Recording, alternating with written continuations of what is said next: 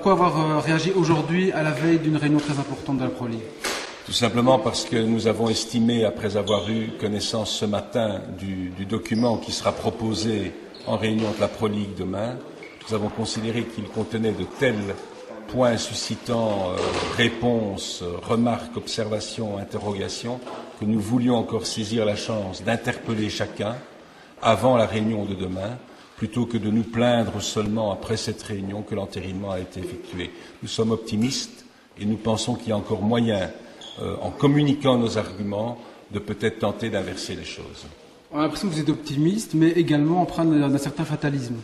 D'un certain fatalisme dans la mesure où on nous dit que ce document a été signé par, à tout le moins, 11 clubs, que 11, ça forme la majorité des 2/3 qui est requise, et qu'il sera donc apparemment difficile d'obtenir que les personnes qui se sont déjà engagées reviennent sur cet engagement.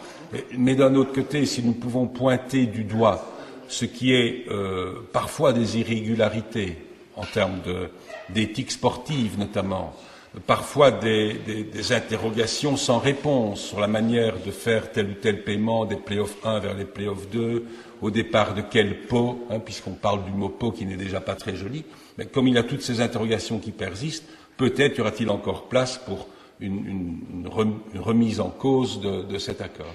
Alors vous, personnellement, le Standard est 7e au classement. Pourquoi vous ne voulez pas du tout de ces play-offs 2, 1 et un championnat à 16? Vous savez, que nous soyons dans notre position actuelle, ou qu'on soit demain ou l'année prochaine dans la position qui est celle du KRC Genk actuellement, dans un cas comme dans l'autre, la formule des play-offs ne nous paraît pas sportivement une bonne formule. Ça ne tient pas au classement. Je crois que ça tient simplement à l'attractivité de la compétition. Pour preuve, tous les avis de tous les clubs de supporters, de chacun des clubs de la Pro League, concordent à plus de 80% pour condamner la formule des play-offs. Il y a des moments où les dirigeants de clubs doivent tendre l'oreille et écouter sur un sujet tel que celui-là ce que les amateurs de foot pensent, quel produit est attractif, quel produit à leur consensus ou quel produit ils ne veulent pas ou plus. Et donc je crois qu'il est un petit peu facile, à coup de transferts financiers de 250 000 € par-ci ou par-là, de changer cette appréciation. Je crois que c'est pour peu une grande dévalorisation du football belge. Alors vous n'avez pas envie de faire l'effet Calimero, vous n'avez jamais dit on est le vilain petit canard, mais c'est comme ça que vous êtes pointé parfois parce que vous ne participez pas aux négociations ni aux discussions. Alors comment ça se fait que le Standard est à ce point hors jeu dans toutes ces discussions? Parce que nous sommes, je crois, parmi les seuls à vouloir uniquement réfléchir à la question posée dans les termes où elle est posée, c'est-à-dire quel est le plus beau format de compétition. Et à partir du moment où certains tiennent compte d'autres facteurs, leur lien éventuel avec tel ou tel émetteur,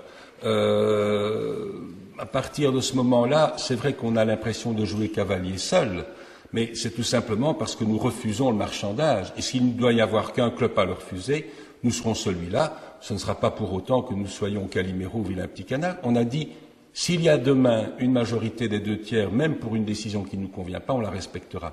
Donc ce n'est pas faire Calimero, c'est faire notre travail et être respectueux du format de la compétition, c'est tout.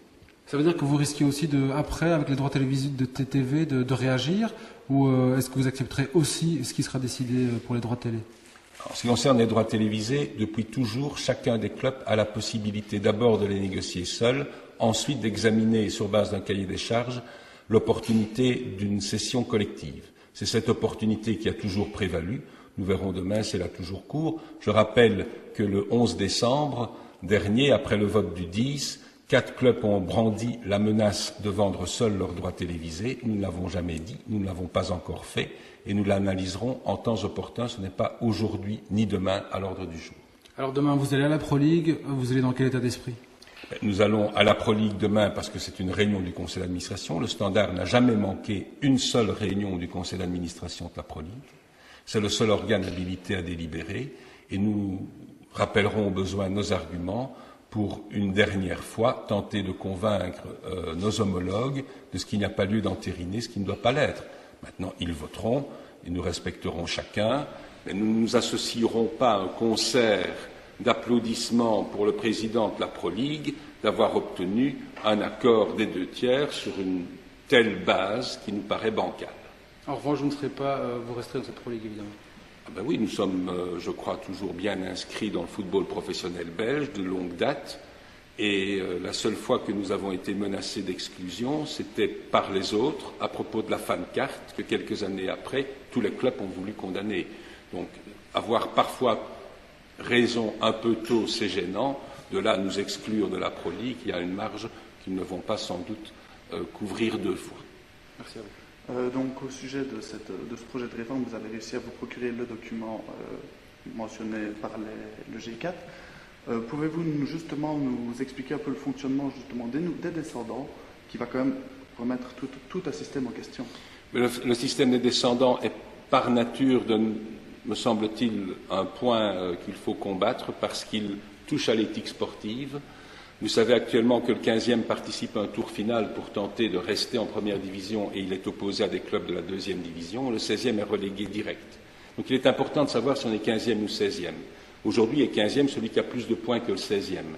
Demain, le 15e ne sera pas nécessairement le 15e parce qu'on va tenir compte de ces points des 3 dernières saisons selon un système qui, arithmétiquement, pour le résumer, revient à dire qu'un club montant de division 2 et terminant son premier championnat 15e ne sera pas 15e mais nécessairement 16e. Et donc cela nous mène vers une ligue de plus en plus fermée et qui par conséquent ne nous paraît pas un beau produit foot. Et donc même si nous ne sommes pas concernés estimons-nous, par ce problème de relégation, nous avons, je crois, l'obligation de dire ce que nous pensons d'un système qui est inapproprié et qui me semble à ce point méconnaître l'éthique sportive.